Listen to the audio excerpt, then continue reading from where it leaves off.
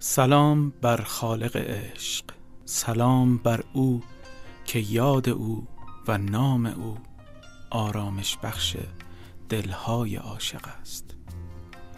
من فرزند این سرزمینم، نامم علیرضا افتخاری است.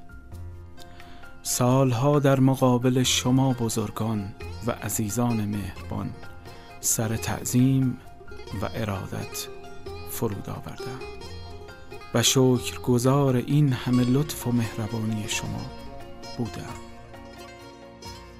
خالصانه بگویم که هرچه دارم و هرچه هستم از شما و از نفس گرم شما مردم عزیز است. مدتی است حرفها و دروغها و قضاوتهای دور از انصافی در مورد این بنده حقیر گفته شده که این مسئله قلب مرا نیز جریحه دار کرده است. خواستم سکوت کنم و دم نزنم، اما نشد. متاسفانه در نهایت ناباوری شاهد آن بودم و هستم که حرفهایی از طرف بنده گفته و یا نوشته می شود که روح من از آنها نیز بیخبر است. همه اینها بهانه‌ای شد تا چند کلمه‌ای با شما مردم عزیز درد دل کنم و حقایقی را بازگو کنم. هنرمند را با سیاست چه کار؟ نمیدانم چرا عده‌ای برای رسیدن به اهدافشان دیگران را قربانی می کنند. عده‌ای آگاهانه آتشی را برافروختند که متاسفانه عده‌ای از دوستان ناآگاهانه به آن دامن زدند.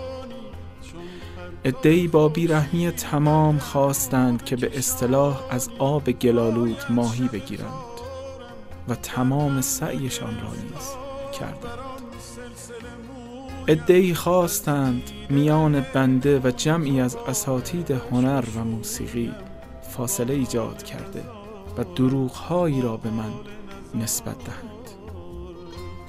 حال این که بر همه کس واضح و مبرهن است که دوستی و ارادت من با اهالی هنر و موسیقی، به خصوص با جناب آقای محمد رضا شجریان عزیزم، استاد بی بدیل موسیقی ایران، ناگسستنی و تمام نشدنی است.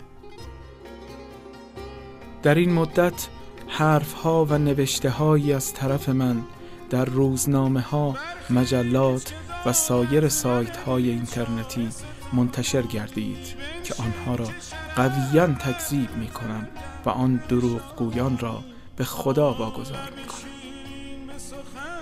علیرضا افتخاری کوچک مردم، متعلق به مردم و برای مردم است.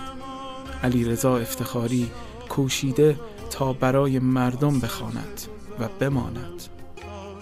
آهنگ جدید من صاعقه سبز نام دارد و آن را تقدیم می کنم به مردمی که نفسم به نفسشان گره خورده است و این تحفه سبزی است، هدیه به پیشگاه دلهایی که از من رنجیدند.